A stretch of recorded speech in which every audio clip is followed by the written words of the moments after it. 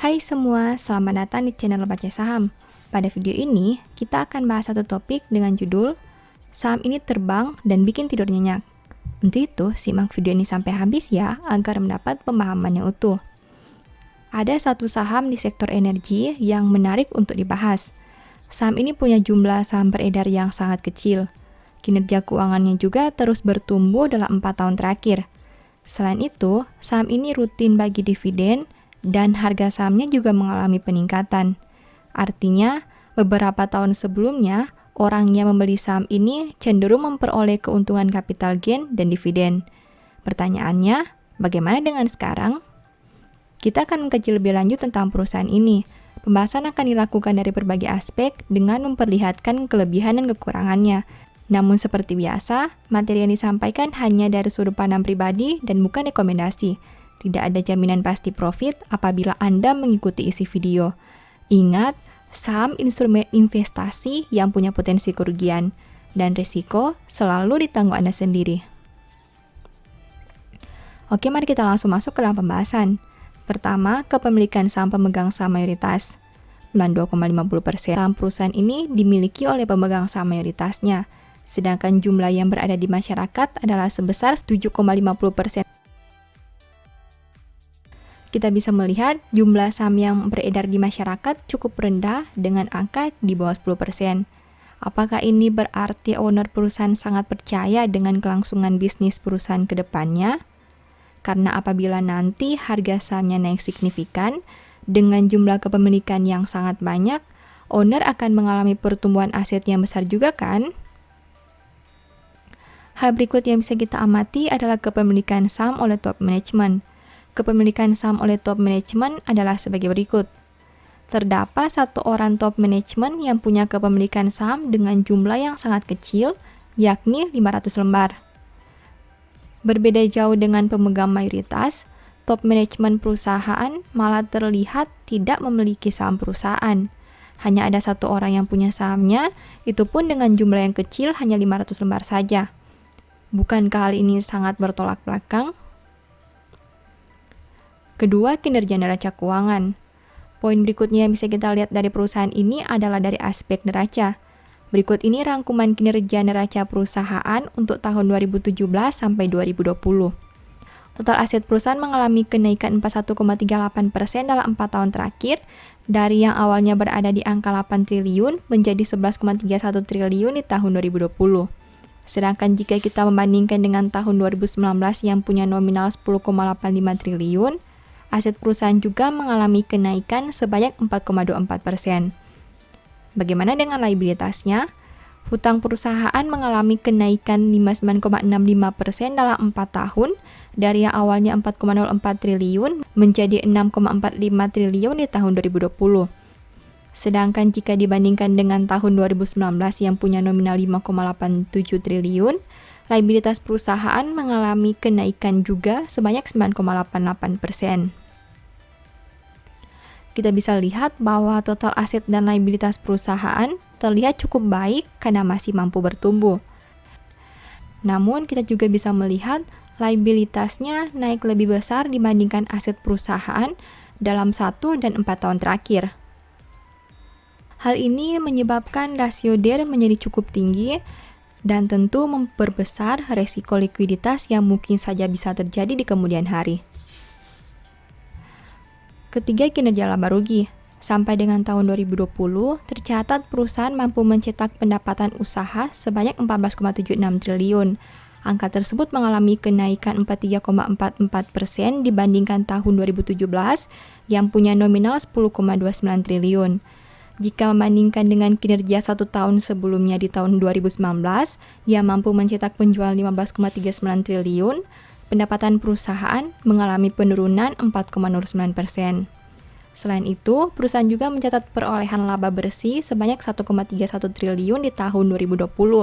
Angka tersebut mengalami penurunan 17,61% dibandingkan 4 tahun yang lalu di tahun 2017 yang punya nominal 1,59 triliun.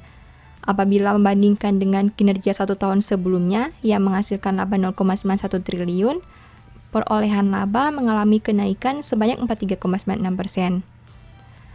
Terkait pendapatan dan laba yang diperoleh selama 4 tahun, kita bisa melihat perbedaan yang harus dipertanyakan.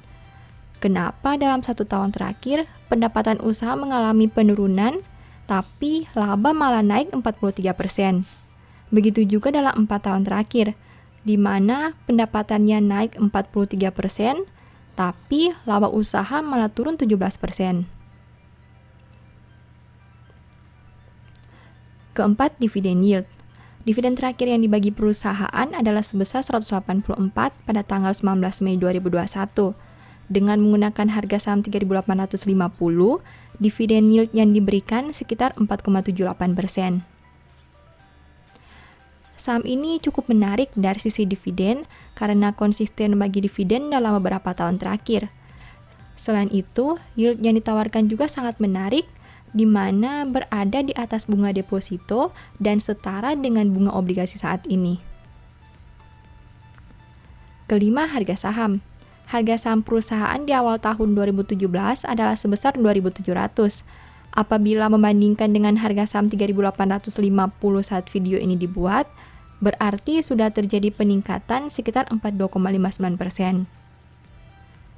Selain mempunyai dividen yield yang menarik, ternyata dari segi capital gain, saham ini juga hebat. Dalam 4 tahun terakhir, harganya sudah naik hampir 50%. Artinya, orang-orang yang membeli saham ini beberapa tahun lalu memperoleh keuntungan lengkap, yaitu capital gain dan dividen. Keenam, punya peluang multi-bagger. Dengan menggunakan harga saham 3.850, PR saham ini berada di angka 3,94 kali dengan PBV 3,49 kali. Saat video ini dibuat, book value perusahaan ada di angka 1060. Artinya, saham ini dijual dengan harga yang berada di atas book value-nya. Apabila harga naik 1 kali lipat dari 3.850 menjadi 7.700, berarti valuasi PBV saham ini dari 3,49 kali kemungkinan akan naik menjadi 7,27 kali. Dengan segala keunggulan yang ada, ternyata PR saham ini masih sangat rendah. Namun ingat, hal itu karena labanya naik signifikan dalam 1 tahun terakhir. Kamu harus lihat lagi, karena Mimin pribadi cukup bertanya, jika labanya naik signifikan, kenapa pendapatannya malah turun? Selain itu, dari segi PBV, perusahaan ini sudah cukup premium dengan angka di atas 3 kali. Kesimpulannya, menurut Mimin, kemungkinan harga saham perusahaan ini untuk naik 1 kali lipat cukup kecil jika mempertimbangkan valuasi perusahaan ini. Adapun informasi umum dari perusahaan yang dibahas pada video ini adalah sebagai berikut. Kode sahamnya adalah GEMS dengan nama perusahaan Golden Energy Mines. Perusahaan ini listing sejak 17 November 2011 dan bergerak di sektor oil, gas, and coal. Apakah Anda tertarik untuk menganalisa lebih lanjut saham ini? Ingat, informasi yang disampaikan pada video ini bukan rekomendasi atau ajakan membeli saham ini. Mimin hanya membagikan analisa sederhana dari satu saham, namun keputusan jual beli tetap berada di tangan Anda sendiri. Demikian informasi pada video ini, semoga bisa memberi manfaat kepada kamu semua ya. Oh iya, saya mau menyampaikan bahwa sekarang Baca Saham punya 3 e-book tentang saham yang mungkin saja bisa berguna bagi kamu, yaitu Strategi Nabung Saham, Analysis Report, dan The Stock Market. Berikut perbedaan antara 3 e-book tersebut. E-book Strategi Nabung Saham berfokus pada pembahasan teknik, money management, dan semua hal yang berhubungan dengan nabung saham. Poin intinya bisa dilihat pada tampilan berikut ini. E-book Analysis Report berfokus pada hasil analisa fundamental 12 saham pilihan berdasarkan laporan keuangan terbaru.